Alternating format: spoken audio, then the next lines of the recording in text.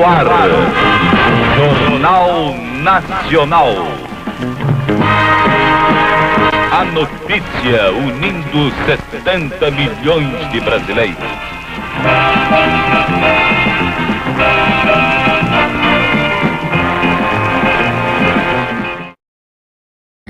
Bom dia. Bom dia.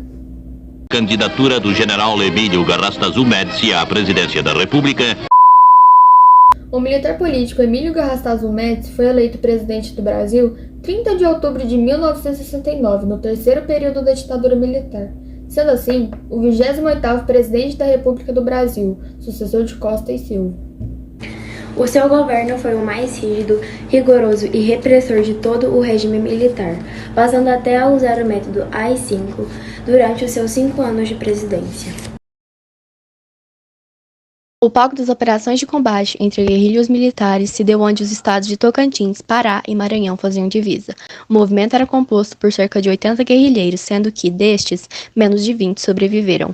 A maioria dos combatentes, formada principalmente por ex-estudantes universitários e profissionais liberais, foi morta em combate na selva ou executada após sua prisão pelos militares. O objetivo dessa estratégia era instaurar um estado de guerra popular prolongada na região norte do Brasil e, a partir disso, tentar tomar o poder no país.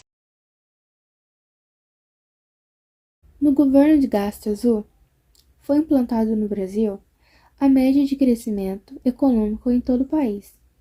Durante anos, o Brasil não recebia investimentos de fora, por causa da instabilidade econômica, assim, inflação de Jânio Quadros.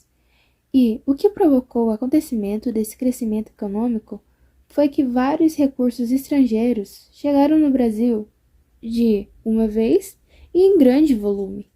E com isso, as empresas privadas e multifuncionais foram muito beneficiadas, porém, tivemos a consequência da intensificação da concentração de renda entre os mais ricos do Brasil, assim causando a crise do petróleo.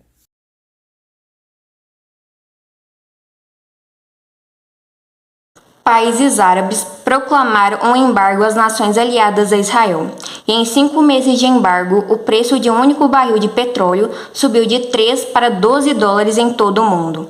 E tivemos várias consequências, tanto que perceberam a dependência que os países árabes tinham no petróleo. Os compradores de barris de petróleo começaram a mudar suas políticas energéticas, fazendo com que passassem a ser prioridade na gestão energética na maioria dos países.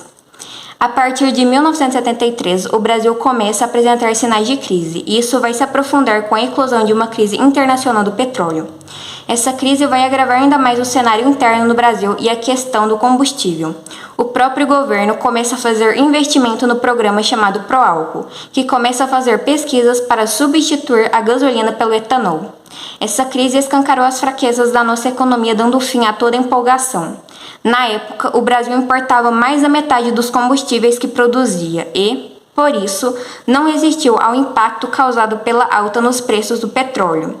Em pouco tempo, a dívida externa e a onda inflacionária acabou com os sucessos do regime.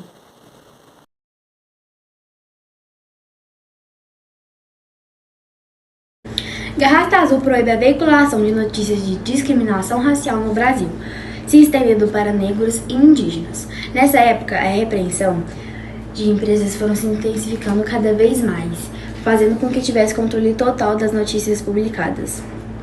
O governo utilizou as imprensas para trazer uma visão total positiva desse governo. Eles usavam slogans como Brasil, ame ou deixe.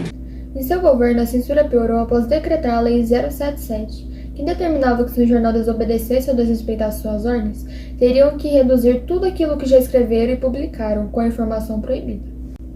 Mas não era só isso. Além de reduzir tudo que já tinha sido republicado com a informação errada, também tinha a prisão e tortura de gestores da imprensa da época. E naquela época teve uma crise de meningite e Médici preferiu esconder o número de vítimas e o descontrole da tal doença no Brasil. Garrastazu se aproveitou da vitória do Brasil para acabar tendo sua imagem na Copa de uma maneira ou de outra. Os atletas encantavam o povo, mas, além disso, pelo coroamento do tricampeonato, o governo de Garrastazu foi muito fortalecido nessa época de Copa. O orgulho, resultado do nacionalismo que tomou o coração dos então 90 milhões de brasileiros, serviu como propaganda aos militares, inflamadas por músicas e publicidades que acaloraram o espírito patriótico. As pessoas, ao comemorarem o título mundial, eram estimuladas a esquecer os verdadeiros problemas sociais e humanitários do período. E assim foi a história do governo de Emílio Garrastazu Médici. Esperamos que tenham gostado e entendido sobre o governo de Médici. Assim se encerra o Jornal Senador. Bom dia. O declarou a Lei 007. 007!